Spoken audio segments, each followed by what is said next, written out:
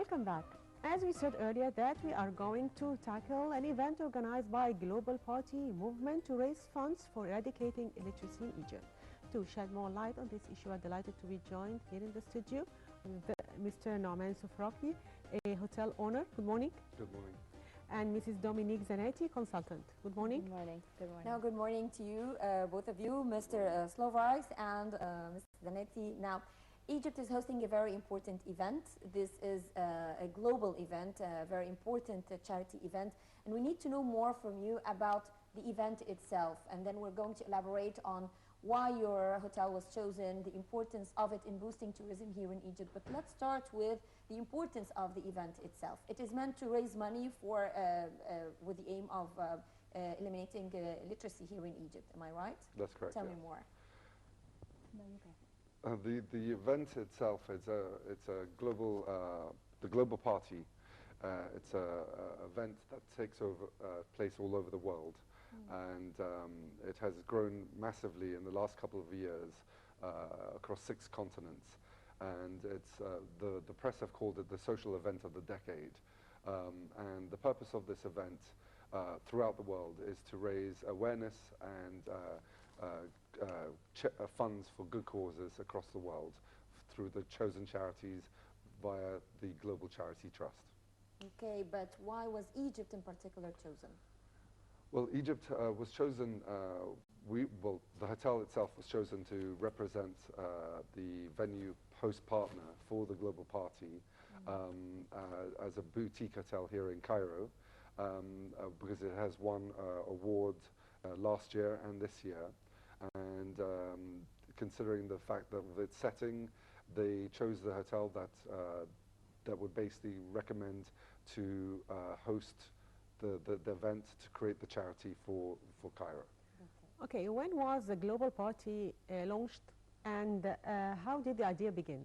The Global Party started off in 2011 by the founders Lord Stanley Fink and David Johnston through the Global Charity Trust. And this event, this charity, had spanned across the globe, started off with 73 cities in the world back in 2011, with the opening event happened at the Natural History Museum in London, with over 2,000 guests, welcome guests who attended the event, where celebrities from around the globe attended the event, with a hot air balloon that landed outside the Natural History Museum, and it spanned the globe from mountains to boats to the Orient Express, and since then it's been increasing in size. And the main purpose of the event is, as I said before, is to create awareness and funds for good causes around the world.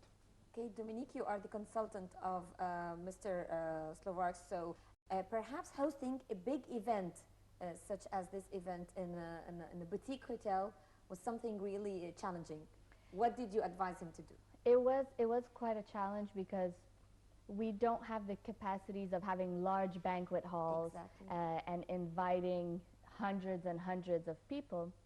So what we decided to do was go on a smaller scale, just be more selective of who is invited.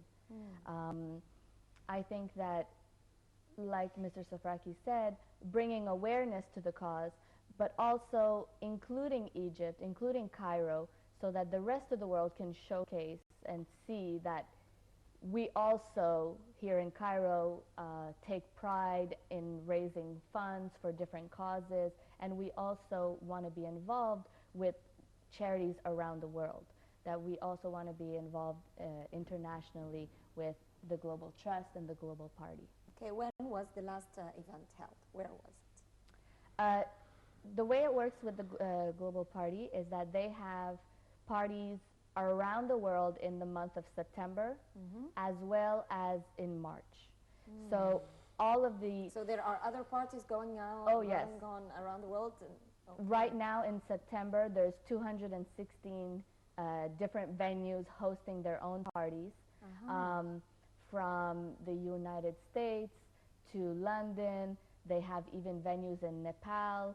They have venues all over who are participating, who are raising awareness for the Global Charity Trust, but also for their own individual charities they've selected. And why did you choose eradicating illiteracy as a cause to support? We associated ourselves with the Lions Club here in Egypt, which is one of the largest charity clubs in Egypt. We decided to work with them because they're very involved in the community in terms of fundraising, in terms of charity. They also have the full support of the Egyptian government, which right now they're working on a project which is very dear to us in terms of education. What they're doing right now is they're building classes in Upper Egypt to help children from the age of 6 to 18 to build literacy and be able to get the education they require in order to be able to go to university. We believe that education is a right, not a privilege, so even the less fortunate should be entitled to a proper education. So when the Lions told us about this project, we were on board right away. And you have plans to make another event in March? We do. To support another cause? Of course, of course. We've decided to, start with this one, but definitely we've built a good relationship with the Global Party, and we're very interested in being part of it in March of next year.